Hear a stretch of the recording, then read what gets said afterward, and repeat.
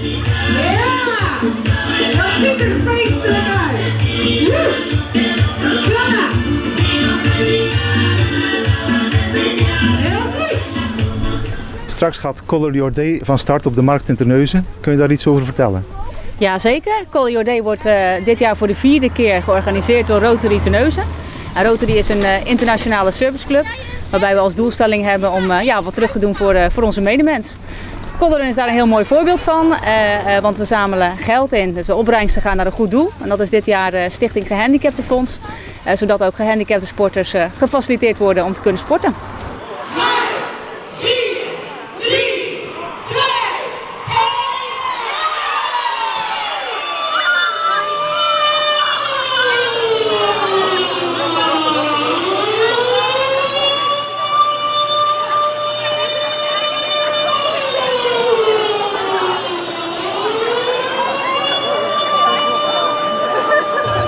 We denken dat er 1500 mensen mee gaan doen. Ik zeg denken, want we hebben heel veel mensen ingeschreven.